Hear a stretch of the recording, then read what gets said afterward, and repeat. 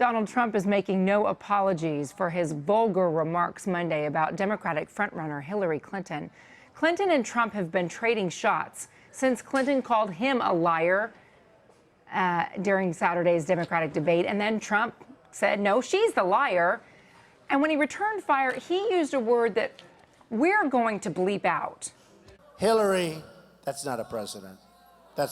She's not taking us to, everything that's been involved in Hillary has been losses. You take a look, even a race to Obama, she was going to beat Obama. I don't know who'd be worse. I don't know. How does it get worse?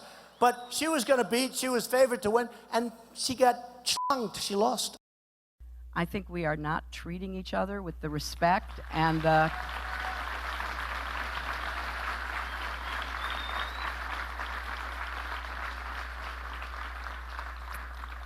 the care that we should show toward each other.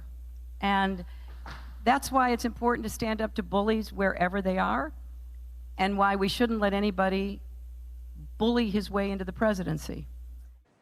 The communications director for Clinton's campaign put out this tweet: "We are not responding to Trump, but everyone who understands the humiliation this degrading language inflicts on all women should. Hashtag I'm with her." Nan Hayworth is a former United States Congresswoman from New York, now a Carly Fiorina supporter. Yes. What do you have to say about Donald Trump's use of a Yiddish vulgarity for the male anatomy? Contessa, Mr. Trump and every candidate is at his or her best when they stick with what we all need to be thinking about. And don't use language that's divisive, that's inflammatory, that does nothing to advance the arguments that, frankly, the American public really needs to hear. And Carly Fiorina, as you know, is a very serious candidate that way. Carly Fiorina is the only woman on the Republican side right now. Yes.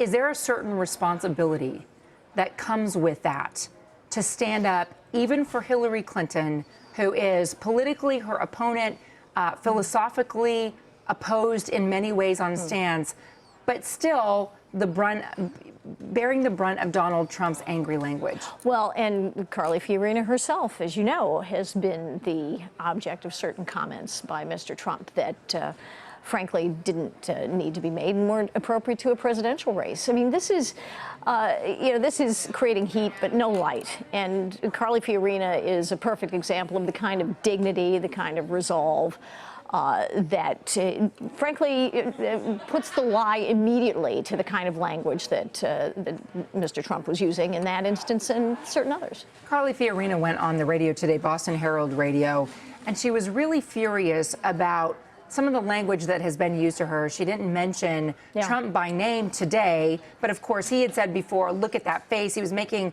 what appeared to be demeaning comments about her appearance. But today it was more focused on specifically Ted Cruz. Let me play it. I started out as a secretary and worked my way up to become CEO of Hewlett-Packard. I have been called several B words. There's the B word that I won't say on air. There's also the term bimbo. You know, when I was when I became a manager for the first time, I was introduced by my boss as our token bimbo. There's no doubt that it's different for a woman, either trying to become CEO or trying to become president. But we cannot have candidates who insult women beat Hillary Clinton. You know, it's amazing when you hear that kind of language in 2015. Yeah. She says that she's actually had someone say to her she was going full vagina for playing the gender card during last week's GOP debate. Right. That was a Ted Cruz supporter. Yeah. Why is it, whether you are a conservative or whether you're progressive, that when women speak out, people who disagree with them resort to bimbo, the B word that rhymes with witch, or slut? Why are those the go-to bottom line opposition? I think it shows that, you know, when you run out of substantive arguments to make, then, you know, people reach for invective and name calling. And whoever does it, whatever side of the aisle, you know, Mr. Trump, Mr. Cruz, or certainly, you know, Carly Fiorina's had comments thrown at her from the left side as well. You know, it doesn't become them. It doesn't help us to talk about the things that we need to, regardless of gender. You know, this is Carly Fiorina is an amazing candidate who has done extraordinary things and performed in ways that no other candidate has. Yes, she happens to be a woman, and she's very proud of that. But Congresswoman, the women who are supporting Carly Fiorina, she's proud to say are not supporting her because she's a woman, that they believe in her stand and her.